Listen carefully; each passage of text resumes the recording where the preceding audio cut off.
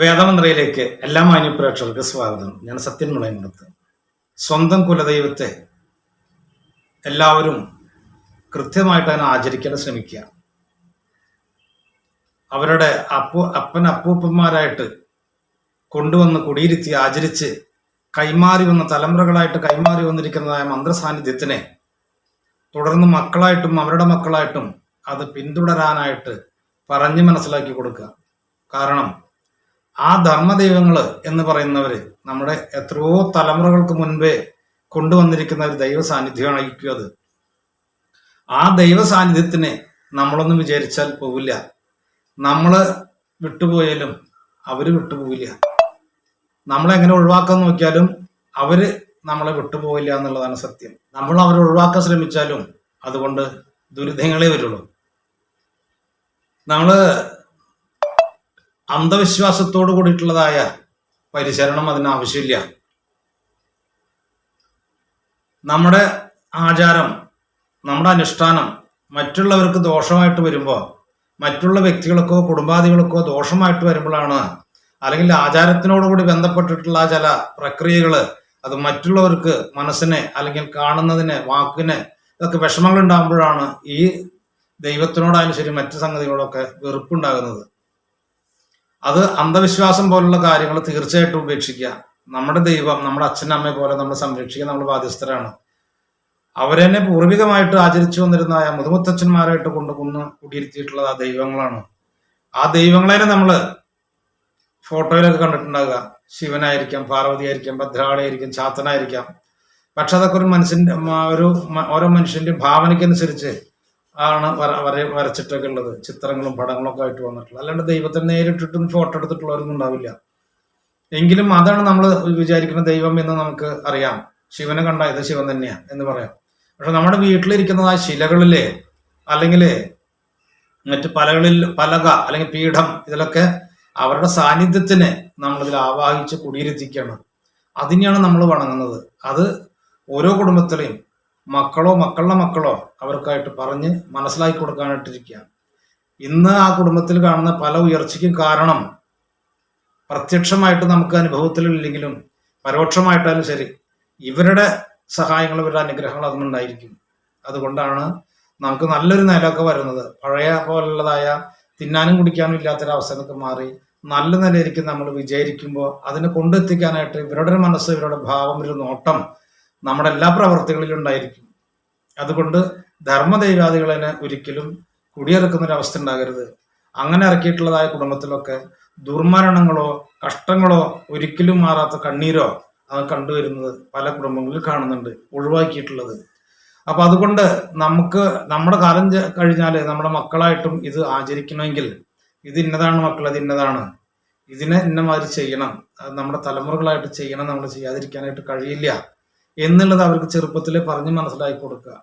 ഈ ആചാരത്തിന്റെ പേരില് മറ്റൊരു വ്യക്തിയെ ഉപദ്രവിക്കാനോ മറ്റുള്ളവർ തന്നെ തല്ലാനോ കൊല്ലാനോ മാനസികമായിട്ട് വിഷമുണ്ടാക്കുന്ന കാര്യങ്ങൾ പറയാനോ വഴി നടക്കാതിരിക്കാനോ അങ്ങനെയുള്ള കാര്യങ്ങളിലല്ല.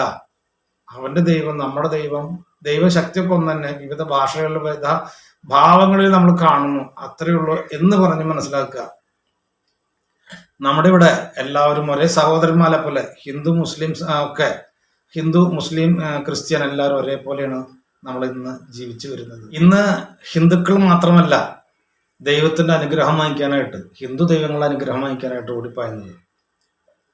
അഹിന്ദുക്കൾക്ക് പ്രവേശനമില്ലാത്ത എല്ലാ സ്ഥലത്തും എല്ലാ മനുഷ്യരായിട്ടുള്ള എല്ലാവരും ഉണ്ട്. അവിടെ ജാതി മതം നോക്കിയിട്ടല്ല ചെല്ലുന്നത്, അവർ സ്വീകരിക്കുന്നത്. ഇപ്പൊ ചാത്തൻ മഠങ്ങളിൽ പോയി കഴിഞ്ഞാൽ അവർ നേരിട്ട് കരിശക്തി കൊടുക്കുക. അവർ സത്യമാണ്, നേരിട്ട് കരിശക്തി കൊടുക്കുക. അവരുടെ ആവശ്യങ്ങൾ പറയുമ്പോൾ ആ ആവശ്യത്തിന് നിറവേറ്റാൻ നിങ്ങളത് കൊണ്ടുപോയി വെച്ചോളൂ, ഇത്ര ദിവസം പ്രാർത്ഥിച്ചോളൂ, 40 ദിവസം അല്ലെങ്കിൽ 60 ദിവസം അല്ലെങ്കിൽ 90 ദിവസം നിങ്ങൾ പ്രാർത്ഥിച്ചോളൂ, നിങ്ങളുടെ കാര്യം നടക്കും എന്ന് പറയുമ്പോൾ ആ കാര്യം നടക്കും, ചിലപ്പോൾ നടക്കില്ലായിരിക്കാം. പക്ഷെ അവർ പൂർണ്ണ വിശ്വാസത്തോടു കൂടി അദ്ദേഹത്തിനെ അല്ലെങ്കിൽ ആ ദൈവത്തിനോട് കൊണ്ടുപോയിട്ട് ആചരിക്കുക. അത് ഹിന്ദുവിനുണ്ട്, ക്രിസ്ത്യനുണ്ട്, മുസ്ലിമുണ്ട്. തകർക്കാൻ പറ്റില്ല ആർക്കും. കാരണം എന്ന് പറഞ്ഞാൽ അവരുടെ വിശ്വാസമാണ്. ഒരുപാട് ആളുകൾ നമ്മുടെ അടുത്തേക്ക് വരുന്നുണ്ട്, കാണുന്നുണ്ട്. ഞാൻ പറയും ഇങ്ങനെ, നിങ്ങൾ നിങ്ങളുടെ മതപരമായിട്ടുള്ള കാര്യങ്ങളിൽ ഇറങ്ങുക, അതിനെ വിശ്വസിക്കുക, അതിനെ കൃത്യമായിട്ട് ആചരിക്കുക. കൃത്യമായിട്ട് ഞാൻ പറയാറുണ്ട്, നിങ്ങൾക്കൊരു ദോഷം വന്നിട്ടുണ്ട് വെച്ചെങ്കിൽ, ബാധാപത്രങ്ങൾ വന്നിട്ടുണ്ട്, കഷ്ടങ്ങൾ വന്നിട്ടുണ്ട് വെച്ചെങ്കിൽ, ആ ദുരിതം എന്താ വെച്ചാൽ മാറാനായിട്ട് ഇതേപോലുള്ളതായ കർമ്മികളുടെ അടുത്ത് ചെല്ലുക. അത് മാറിക്കഴിഞ്ഞാൽ നിങ്ങളുടെ ആചാരം അനുസരിച്ച് ഒരു മുസ്ലിം ആണെന്ന് വെച്ചാൽ കൃത്യമായിട്ട് നിസ്കാരം, നോമ്പ്, ഖുർആൻ പാരായണം, ദിക്ർ, അല്ലെങ്കിൽ അതേപോലെ അവരുടെ മതപരമായിട്ടുള്ള കർമ്മങ്ങളില്ലേ, അവരുടെ പിതൃക്കള് അങ്ങനെ മറവ് ചെയ്തിട്ടുള്ളതായ ആ സ്ഥാനത്തൊക്കെ പോയിട്ട് അവർക്ക് വേണ്ടുന്നതായ കർമ്മങ്ങൾ ചെയ്യുക, ദിക്ർ ചെല്ലുക, ഖബർസ്ഥാനിലൊക്കെ പോയിട്ട് പറഞ്ഞ് മനസ്സിലാക്കുന്നതാണ്. അത് തീരുമാനം എടുക്കേണ്ടത് അവരുടെ ഇഷ്ടമാണ്. കാരണം ഓരോ വ്യക്തികൾക്കും അവരുടെ ഇഷ്ടത്തിന് എതിര് പറയാൻ നമുക്ക് ആകില്ല. അത് ഓരോരുത്തരുടെ വ്യക്തിപരമായിട്ടുള്ള താല്പര്യങ്ങൾ. എന്തെങ്കിലും പറയാനുള്ളത് നമ്മൾ പറയും. അതൊരു ക്രിസ്ത്യനാണ് വന്നിട്ടുള്ളത് വെച്ചെങ്കിൽ അദ്ദേഹത്തിനോട് പറയും, നിങ്ങൾ കൃത്യമായിട്ട് കുമ്പസാരിക്കുകയോ, നിങ്ങൾ പള്ളിയിൽ പോകും, സെമിത്തേരിൽ പോകും, അതേപോലെ തന്നെ നിങ്ങളുടെ പിതൃക്കൾക്ക് വേണ്ട കർമ്മങ്ങൾ ചെയ്യുമോ, ഓഫീസ് ചെല്ലുമോ, വീട്ടിൽ കൃത്യമായിട്ട് ആചരിക്കും, ഞായറാഴ്ചകൾ പള്ളിയിൽ പോകുമോ. അവിടെ അത് ചെയ്യുമ്പോഴാണ് നിങ്ങളുടെ എന്താണ് ഈശ്വര നമ്മുടെ പിതൃക്കളുടെ അനുഗ്രഹങ്ങൾ കിട്ടുന്ന വെച്ചെങ്കിൽ, അവരുടെ അനുഗ്രഹം കൂടി ഉണ്ട് വെച്ചെങ്കിൽ നമ്മുടെ ഏതൊരു കാര്യത്തിനും പൂർണ്ണത വരുള്ളൂ. ദൈവത്തിനെ പോലെ തന്നെ പിതൃക്കളുടെയും അപ്പൻ്റെയും അമ്മയുടെ, അല്ലെങ്കിൽ നമ്മുടെ അച്ഛൻ, അമ്മ, മാതാവ്, പിതാവ്, അവരുടെ പിതൃക്കൾ, മാതാക്കൾ, അവരുടെ അനുഗ്രഹങ്ങൾ ഉണ്ടെങ്കിലേ നമ്മുടെ ഏതൊരു കാര്യത്തിനും വിജയം ഉണ്ടാവുള്ളൂ. അപ്പോൾ ഓരോരുത്തരുടെ പിതൃക്കളും കിടക്കുന്നത് ക്രിസ്ത്യൻ വംശജരാണെങ്കിൽ അവരുടെ പള്ളിയും വട്ടം കാര്യങ്ങളൊക്കെ ആയിട്ടാണ് അവരുടെ പിതാക്കളിലൊക്കെ ആത്മാവ് അവിടെ ഇരിക്കുക, അവരുടെ പുണ്യവാളന്മാരായിട്ടൊക്കെ സെമിത്തേരിയും അല്ലെങ്കിൽ മാതാവും അവരൊക്കെ ആയിട്ട്. അപ്പോൾ അവർക്ക് നിത്യം അവർക്ക് കർമ്മം ചെയ്യുമ്പോഴോ അവരിയ്ക്കുന്ന സ്ഥലത്ത് പോയി അവരുടെ ആചാരം അനുസരിച്ചുള്ള കർമ്മങ്ങൾ ചെയ്യുമ്പോഴാണ് അവർക്കും കൂടി അതിൻ്റെ ഗുണം ഉണ്ടാവുക. അപ്പം എത്ര ദുരിതം ഉണ്ടെങ്കിലും വീട്ടുകാർ വന്നിട്ട് കൃത്യമായിട്ട് ആചരിക്കുന്നു, പ്രാർത്ഥിക്കുന്നു. ഈ പ്രാർത്ഥിക്കുമ്പോൾ ഈ പ്രാർത്ഥന ദൈവത്തിനും കിട്ടും, ഒപ്പം നമ്മുടെ പിതൃക്കൾക്കും കിട്ടും. അവർക്ക് അവരുടെ ദുരിതങ്ങൾ തീർന്ന് അവർക്ക് മോക്ഷം കിട്ടുന്ന അവസ്ഥ ഉണ്ടാകുക. അത് നമ്മൾ ഇവരുപേക്ഷിച്ചിട്ട് മറ്റൊരു സ്ഥലത്തേക്ക് പോയിട്ട് പ്രാർത്ഥിക്കാനോ കാര്യസാധ്യത്തിന് വേണ്ടിയൊക്കെ ചെന്നിരുന്ന് ഇതിന്ന് വിട്ടുപോയി കഴിഞ്ഞാൽ എന്തായിരിക്കും? അവർക്ക് ഇവിടുന്ന് പോകുന്നതുകൊണ്ട് കാര്യം ഉണ്ടാവില്ല, ഇവിടുത്തെ അനുഗ്രഹം ഉണ്ടാവില്ല, ഇവിടുത്തെ ശാപങ്ങൾ ഉണ്ടാവുള്ളൂ. അത് തന്നെയാണ് മറ്റുള്ള എല്ലാവരും. ഹിന്ദുക്കൾ അങ്ങോട്ട് പോയാലും മറ്റുള്ളവർ ഹിന്ദുക്കൾ അങ്ങനെ തന്നെയാണ്. അപ്പോൾ അവിടെ ഹിന്ദു മുസ്ലിം എന്നുള്ള വേർതിരിവിലല്ല അർത്ഥം. നമ്മൾ ജനിച്ചിട്ടുള്ളതായ മതത്തിൽ, ജനിച്ചിട്ടുള്ളതായ അതിലെ നമ്മുടെ പിതൃക്കളൊക്കെ എന്ത് നമ്മൾ ആചരിച്ചു വന്നിരുന്നു, അങ്ങനെ ചിന്തിക്കാം. എന്താണ് ആചാരങ്ങൾ ചെയ്തിരുന്നത്, ആ ആചാരത്തിനെ തുടർച്ചയായിട്ട് കൊണ്ടുപോവുക. അവിടെ ഈശ്വരാധീന്യം, ദൈവാധീന്യം, മറ്റെല്ലാം ഉണ്ടാകും. അപ്പൊ അതില് മറിച്ച് മറ്റൊരു സംഭവം കിട്ടാൻ അതിന് വേണ്ടിയിട്ട് നടന്നു കഴിഞ്ഞാൽ യാതൊരു കാര്യം ഉണ്ടാവില്ല, സമയം പാഴാക്കുന്നല്ല, അതൊന്നും ഉണ്ടാവില്ല. അപ്പൊ സ്വന്തം ദൈവത്തിനെ, കുലദൈവത്തിനെ ആചരിക്കുക, അവർക്ക് വിളക്ക് വയ്ക്കുക, അവർക്ക് നിവേദിക്കുക. വലിയ കാര്യമായിട്ടുള്ളതായ മന്ത്രതന്ത്രാദികൾ അറിയില്ലെങ്കിലും പൂജകൾ അറിയില്ലെങ്കിലും അവരുടെ ആ ഇരിക്കുന്ന ഇരിപ്പിടം നാശമായിട്ട് കിടക്കുന്ന വെച്ചെങ്കിൽ അതിനൊക്കെ നന്നാക്കി ഒരു സിമെന്റ് ഇടാത്ത തറാച്ചിന് സിമെന്റ് ഇട്ടു, അതൊക്കെ എൻ്റെ ഓട്ടടച്ചു, ഒക്കെ തേച്ചു വൃത്തിയാക്കി നല്ല പെയിൻ്റൊക്കെ അടിച്ച് ഇരുത്തുക. കാണുമ്പോൾ തന്നെ ഒരു മനസ്സിനൊരു സമാധാനം ഉണ്ടാവും. നിത്യം വിളക്ക് വയ്ക്കുക. ചിലപ്പോൾ ഭർത്താവിനോ ഇഷ്ടമുണ്ടാവില്ല, ചിലപ്പോൾ ഭാര്യയ്ക്കോ ഇഷ്ടമില്ലാത്തത്, അല്ലെങ്കിൽ മക്കൾക്കോ ഇഷ്ടമില്ലാത്തത്, അത് രമ്യതയിൽ പറഞ്ഞിട്ട് കാര്യങ്ങൾ പറഞ്ഞ് അതിനെ ഉപാസിച്ച് അല്ലെങ്കിൽ അവർക്ക് വിളക്ക് വെച്ച് അവർ ആചാരങ്ങൾ മുടക്കാതെ കൊണ്ടു നടക്കാനായിട്ട് നോക്കുക. മാസത്തിലൊരിക്കൽ പായസമൊക്കെ വെച്ചിട്ട് അല്ലെങ്കിൽ നിവേദ്യങ്ങളൊക്കെ വെച്ചിട്ട് അവർക്ക് നിവേദിക്കുക. ചുറ്റുവിളക്ക് 4 വിളക്കൊക്കെ കത്തിച്ച് വെച്ച്, ചിരാതൊക്കെ കത്തിച്ച് വെച്ച് അതിനൊരു ഭംഗിയോട് കൂടിയിട്ട് എല്ലാ മാസത്തിലും കൊണ്ട് അങ്ങനെ ആചരിക്കുക.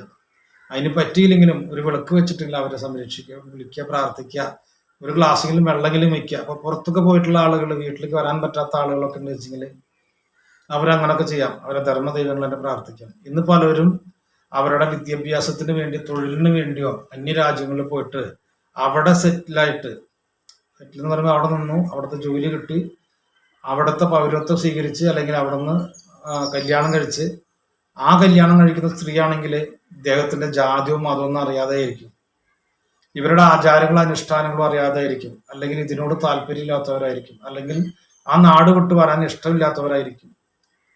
അദ്ദേഹത്തിന് ഒരു കുട്ടിയും കൂടി ആയി കഴിഞ്ഞ് തീരെ ഉപേക്ഷിച്ച് പോരാനായിട്ട് മാനസികമായിട്ട് അത് എന്തായാലും സമ്മതിക്കില്ല, പറ്റില്ല, മനസ്സ് സമ്മതിക്കില്ല.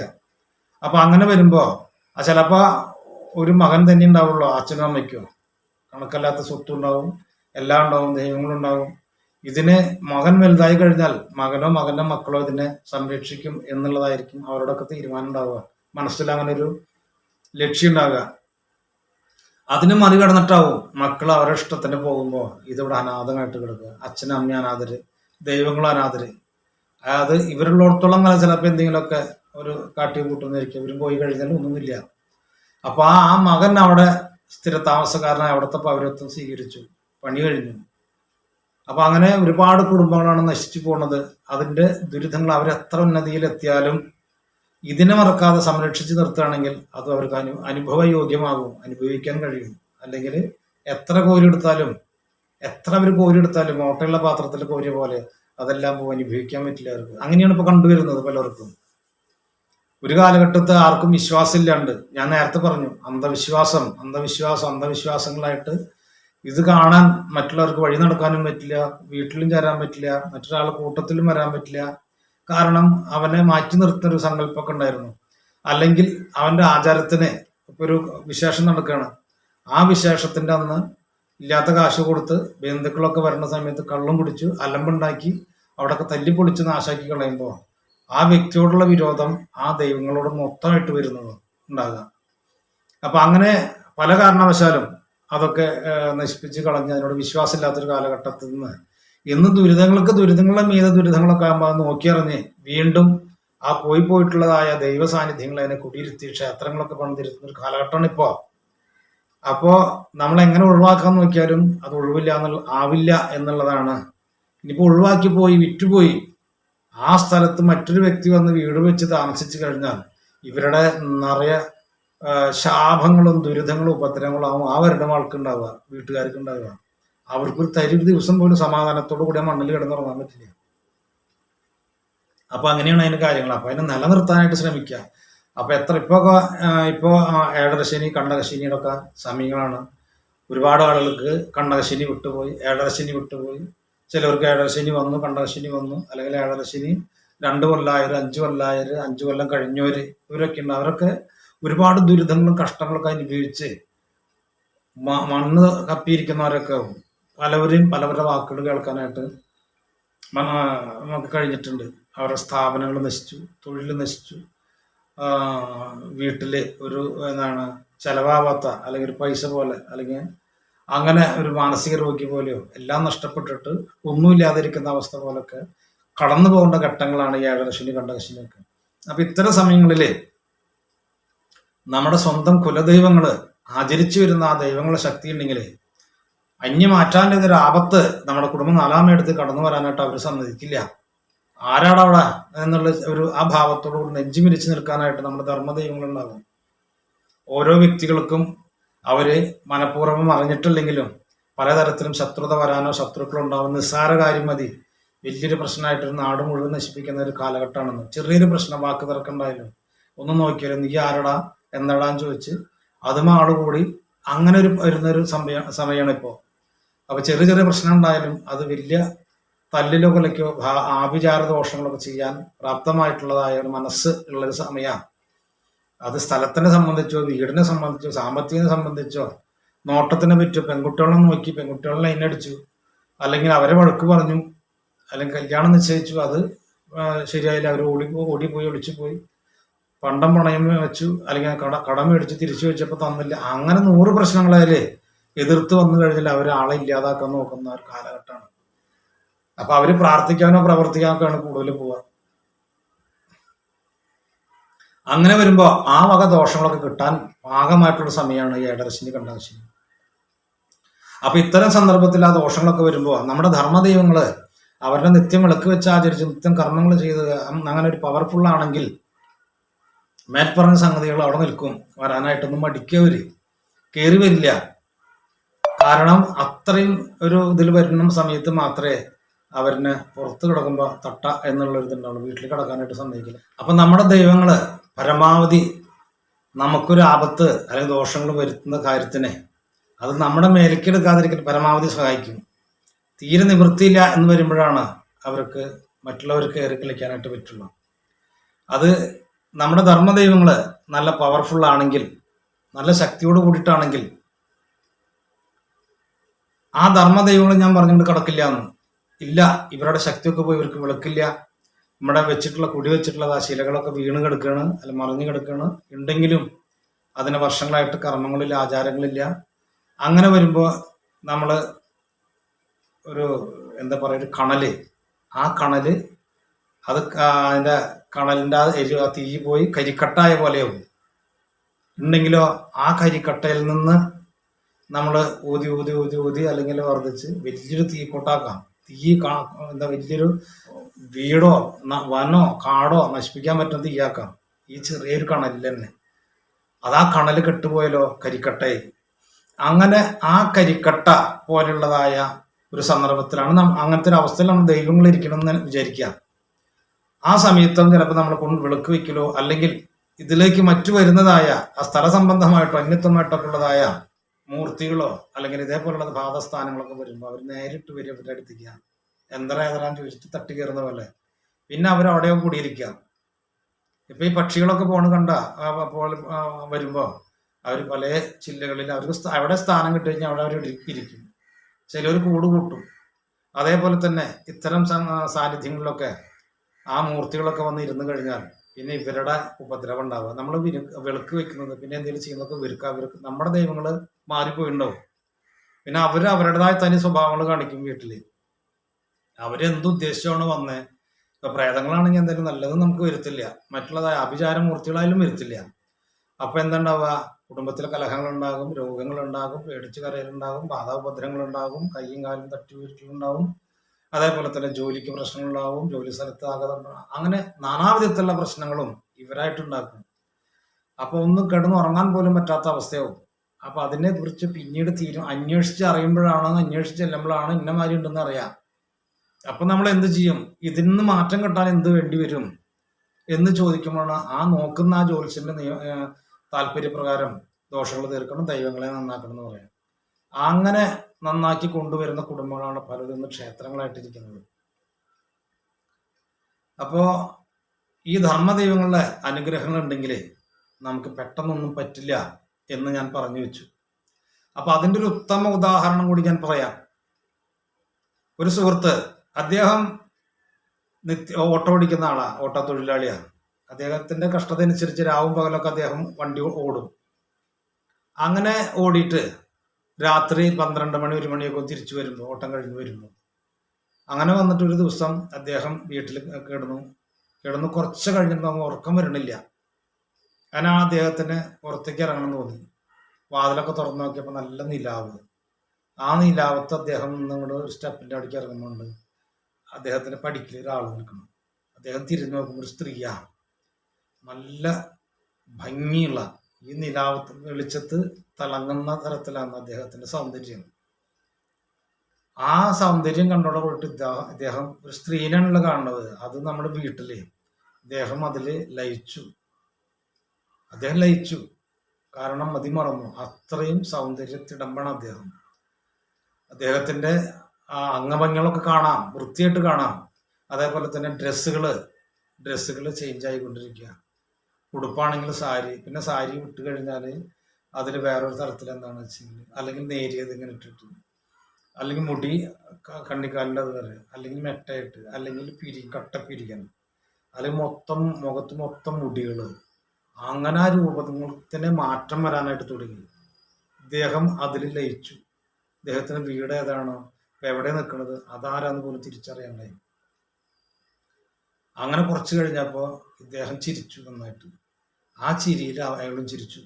പിന്നെ അവർക്ക് ആ വിട്ടുപോകാൻ പറ്റാത്ത അതിലായി. അദ്ദേഹത്തിന്റെ ആ അവസ്ഥനെ മുഴുവൻ ഇദ്ദേഹം സ്വാംശീകരിച്ച് ഇതിലേക്ക് ആക്കി. പിന്നെ ചിരി നിർത്തുന്നില്ല, അല്ലെങ്കിൽ ഇവിടുന്ന് മാറണില്ല. അങ്ങനെ അപ്പോ ഈ സ്ത്രീ ചോദിക്കാന്ന്, ഞാൻ അങ്ങോട്ട് വരട്ടെ എന്ന് ചോദിച്ചു. അപ്പോ അദ്ദേഹം പറഞ്ഞു, അതിനെന്താ, വന്നോളൂ എന്ന് പറഞ്ഞു. അപ്പൊ വീണ്ടും ഇവിടുന്ന് ആണ് പറയണത്, എനിക്കങ്ങോട്ട് കടക്കുന്നത് റോഡിന്റെ പുറത്ത് നിൽക്കണം, നിങ്ങളുടെ ദൈവങ്ങളെ അവിടെ ഇരിക്കുന്നുണ്ട്, ആ ദൈവങ്ങളുടെ ശക്തി കാരണം, അവരുള്ള കാരണം എനിക്കങ്ങോട്ട് കടക്കാൻ പറ്റില്ല. ഇതാണ് ഞാൻ നേരത്തെ പറഞ്ഞിരിക്കുന്ന പോയിന്റ്. നമ്മുടെ ധർമ്മ ദൈവങ്ങളുണ്ടെങ്കിൽ എത്ര ശക്തിയായിട്ടുള്ള ഉപദ്രവങ്ങളോ മൂർത്തികളോ പ്രാർത്ഥികളോ പ്രേതങ്ങളോ യക്ഷിയന്ത്രവാദികളോ കടത്തില്ല അവര് പവറാണെങ്കിൽ. ഇവിടെയും അതേപോലെ തന്നെ കത്തിത്തീരാറായിട്ടുള്ള ഒരു അവസ്ഥയിലാണ് ഇരുന്നിരുന്നത്. എങ്കിലും അവരുടേതായ ശക്തിയെ കൊണ്ട്, ആ പോസിറ്റീവ് എനർജി കൊണ്ട് ഇവർക്ക് കടക്കാൻ പറ്റുന്നില്ല. അപ്പോഴേ പറയണം, എനിക്ക് ഇവരുള്ള കാരണം, ദൈവങ്ങളുള്ള കാരണം കടക്കാൻ പറ്റുന്നില്ല എന്നതാണ്. അദ്ദേഹത്തിന്റെ തൊട്ടടുത്ത് കുറച്ച് നീങ്ങിയിട്ടാണ് ഇരിക്കുന്ന ദൈവങ്ങൾ. അപ്പൊ അയാൾ പറഞ്ഞു, അതിനെന്താ കുഴപ്പം, ഇവിടെ വന്നോളോ എന്ന് പറഞ്ഞിട്ട് ഇറങ്ങി വന്നിട്ട് ഇതിന്റെ കൈ പിടിച്ചിട്ട് കൊണ്ടുപോകുന്നത്. അപ്പൊ നമ്മുടെ ധർമ്മ ദൈവാദികൾ ഉണ്ടെങ്കിലും നമുക്കൊരു സിഗ്നലിലൂടെ തന്നു ഇതിൽ കൂടി, എങ്ങനെ നിങ്ങളുടെ ദൈവങ്ങൾ അവിടെയുള്ള കാരണം എനിക്ക് വരാൻ പറ്റില്ല. അപ്പൊ ഇദ്ദേഹത്തിന് മനസ്സിലാക്കാൻ സാധാരണ സ്ത്രീയല്ല, അല്ലെങ്കിൽ ഒരു മനുഷ്യ സ്ത്രീ ആക്കി അങ്ങനെ പറയില്ല. അല്ലെങ്കിൽ ഈ സമയത്ത് അവളുടെ രൂപഭാവങ്ങളെ കൊണ്ട് അതിൽ ഇവൻ മതിമറന്നു, അല്ലെങ്കിൽ അവളിൽ ഇവൻ മയങ്ങിയിരുന്നു, അല്ലെങ്കിൽ ആ ശക്തി അവനിൽ ആധിപത്യം സ്ഥാപിച്ചു. അതിനു മുന്നേ എന്തായതാ ചോദിച്ചിട്ട് ഇവിടെ പോയി അങ്ങനെയുള്ള ഒരു ഇത് വന്നു കഴിഞ്ഞാൽ മൊത്തം ആകെ ഈ സീന മാറും. അപ്പൊ അത് ഇദ്ദേഹം തന്നെ കൊണ്ടുവന്നു. വീട്ടിലെത്തി നോക്കുമ്പോൾ, അകത്തേക്ക് എത്തി നോക്കുമ്പോൾ ഇവിടെ രൂപങ്ങൾ മാറാൻ തുടങ്ങി. വയസ്സായിട്ടുള്ള സ്ത്രീ, കുഞ്ഞിക്കൂടി നിൽക്കുന്ന സ്ത്രീ, 10-12 വയസ്സായിട്ടുള്ള കുട്ടിയുടെ മുഖം, അതേപോലെ തന്നെ രക്തം വലിച്ചിട്ടുള്ള കോമ്പലൊക്കെ ആയിട്ട് അത് അങ്ങനെ വന്ന് പിന്നെ ഒരു പൂച്ചയായി, കറുത്ത പൂച്ചയായി. ആ പൂച്ച ഇങ്ങനെ ഇവനപ്പോഴും വീണു, എണിക്കാൻ പറ്റുന്നില്ല, കൈക്കാലൊക്കെ കൊച്ചു പിടിച്ച മാതിരിയൊക്കെ വലുതായി. അങ്ങനെ ഇവന്റെ ചുറ്റും നടക്കുമ്പോൾ മൊത്തം മുടിയാണ്, മുടി കൊണ്ട് ഒരു കവറിങ് ആയിട്ടിരിക്കുന്നത്, മതിൽ കെട്ടിയ പോലെ. അങ്ങനെയുള്ള സംഭവങ്ങൾ അതിനെ ആയിട്ട് പിന്നീട് കുറെ കാര്യങ്ങളുണ്ട്. അപ്പൊ ഇദ്ദേഹത്തിന് നല്ലൊരു സ്വബോധമൊക്കെ വന്ന ദിവസങ്ങൾ കഴിഞ്ഞിട്ട് അതിന്റെ കർമ്മങ്ങളൊക്കെ ചെയ്തതിന് ശേഷമാണ് അദ്ദേഹം പറയണത് ഇന്ന മാതിരിയൊക്കെ ഉണ്ടായിരുന്നു എന്നുള്ളതല്ലാണ്ട് നമ്മൾ നേരിട്ട് കണ്ടതല്ല, അവന്റെ സ്വന്തം അനുഭവത്തിൽ നിന്നുള്ളത് പറഞ്ഞതാണ്. അപ്പൊ ഇങ്ങനെ ഈ ധർമ്മദൈവങ്ങൾ അനുഗ്രഹങ്ങൾ ഉണ്ടെങ്കിൽ ഒരിക്കലും നമുക്ക് ബുദ്ധിമുട്ടുകൾ എത്ര ശക്തമായിരിക്കുന്ന ദോഷങ്ങളോ ആഭിചാര ദോഷങ്ങളോ പ്രവൃത്തികളോ ഉണ്ടെങ്കിലും കടുക്കില്ല, വരില്ല നമ്മുടെ ഇരുത്തിക്ക്. അതേപോലെ തന്നെ നമ്മുടെ മക്കളുടെ മക്കളോ എത്ര തലമുറകളായാലും ആ ചൈതന്യം നമ്മുടെ രക്ഷിതാവ് എന്നുള്ള നിലയ്ക്ക് നമ്മൾ തന്നെ രക്ഷിച്ചു കൊണ്ടിരിക്കും. നമുക്കൊരു വിളക്ക വെക്കണ്ടുള്ളൂ, അല്ലെങ്കിൽ മറ്റെന്തോ, അത് നമുക്കൊരു നഷ്ടമുള്ള കാര്യമല്ല. കാരണം നമ്മൾ ഒരു ഡോക്ടറെ കണ്ട് ഒരു 5000, 3000, 10000 ഡോക്ടർക്ക് കൊടുക്കണ അത്ര ഒന്നുമില്ലല്ലോ. രോഗങ്ങൾ പലർക്കും വരും, പലർക്കും രോഗങ്ങൾ വരാം, കഷ്ടതകൾ വരാം, ആപത്തുകളോ അനർത്ഥങ്ങളൊക്കെ വരാം. എങ്കിലും ഇവരുടേതായ ആ ഒരു അനുഗ്രഹം ഉണ്ടെങ്കിൽ അത് കുറേ മാറ്റങ്ങൾ ഉണ്ടായിരിക്കും. നമ്മളിന്ന് പലരും പല ക്ഷേത്രങ്ങളിലേക്ക് അല്ലെങ്കിൽ പള്ളികളിലേക്ക് പ്രാർത്ഥിക്കാൻ പോകുന്നവരുണ്ട്.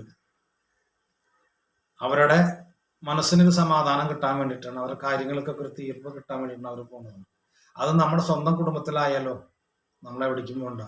വിളക്ക് വെച്ചിട്ട് ആ വിളക്ക് വെച്ച് നമ്മൾ കത്തിച്ച് അതിൻ്റെ പ്രഭയില് അതിൻ്റെ ശക്തിയിൽ നമുക്ക് അവരെ പ്രാർത്ഥിക്കാം. നമ്മുടെ സങ്കടങ്ങൾ പറയാം, നിത്യം പറയാം, നിത്യം വിളക്ക് വയ്ക്കാം. നിത്യം വിളക്ക് വയ്ക്കുമ്പോൾ അവരുടേതായ ശക്തികൾ അല്ലെങ്കിൽ ചൈതന്യം അവിടെ നിന്ന് നഷ്ടപ്പെടാതെ അങ്ങനെ തുടർന്നു കൊണ്ടേയിരിക്കും. അത് പിന്നെ ഒരു ശീലമാവും നമുക്ക് നിത്യം അവർക്ക് വിളക്ക് വയ്ക്കുക എന്നുള്ളതിൽ. അപ്പൊ ഇങ്ങനൊക്കെ വരുമ്പോ കുലദൈവത്തിന്റെ അനുഗ്രഹങ്ങൾ ഉണ്ടാകും. അത് കൊണ്ടു കളഞ്ഞാലും പോകില്ല. മറ്റൊരാൾ നമ്മുടെ ദൈവത്തിനെ ഇവിടെ ഇട്ടിട്ട് മറ്റൊരു ദൈവത്തിനെ ആശ്രയിക്കാൻ പോയി കഴിഞ്ഞാൽ അവിടത്തെ സഹായം ഉണ്ടാവില്ല. ഇവരുടെ ശക്തി നശിക്കും. ഇവരുടെ ശാപങ്ങളും ദുരിതങ്ങളും അനുഭവിക്കുമ്പോൾ അവരുടെ ആ ഉദ്ദേശ കാര്യത്തിന് യാതൊരു തരത്തിലുള്ളതായ ഫലപ്രാപ്തി ഉണ്ടാവില്ല. അപ്പൊ ഇങ്ങനെയൊക്കെയാണ്. അപ്പൊ ഇങ്ങനെ നശിച്ചു പോകുന്ന ദൈവസ്ഥാനങ്ങളൊക്കെ ഉണ്ടെങ്കിൽ അത് നന്നാക്കുക, വിളക്ക് വെക്കുക, ആചരിക്കുക, കുടുംബക്കാരൊക്കെ ഒറ്റ മനസ്സോട് കൂടി ചേർന്ന് നിൽക്കുക. അന്ധവിശ്വാസമാണ് എന്നുള്ളതിൽ അതിനെ തട്ടിക്കളയാതെ, അന്ധവിശ്വാസമാണെന്ന് മുഴുവൻ പറയുന്നുണ്ട് വെച്ചെങ്കിൽ വിശ്വാസികളുണ്ട്, അന്ധവിശ്വാസികളുണ്ട്, അവിശ്വാസികളുണ്ട്. അവിശ്വാസികളും കൂടുതലുണ്ടാകുക, അന്ധവിശ്വാസികളും അതേപോലെ തന്നെ. വിശ്വാസികൾ അധികം കുറവേ ഉണ്ടാവുള്ളൂ.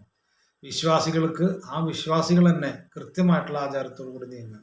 അന്ധവിശ്വാസികളോടോ അല്ലെങ്കിൽ തീവ്രമായിട്ടുള്ള ആ ചിന്താഗതിയുള്ളവരോടോ ഈ കാര്യത്തിനെ കുറിച്ച് പറയാതിരിക്കുക. അവരെയൊന്നും ഇതിനെ നിരുത്സാഹപ്പെടുത്തുള്ളൂ.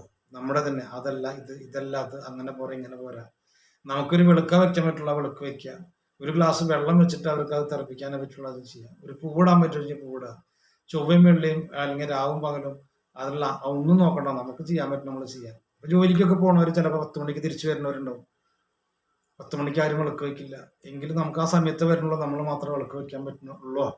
എങ്കിലും കുളിച്ച് അദ്ദേഹത്തിന് പാടൊരു വിളക്ക് വെച്ച് ഒരു കഷ്ണം പഴ എന്തെങ്കിലും വെച്ച് നിവേദിക്കാനായിട്ട്. കാരണം കാലത്ത് വളരെ നേരത്തെ ചിലപ്പോൾ കുളിക്കാനും പറ്റില്ല, അങ്ങനെയുള്ളവരുണ്ടാവും.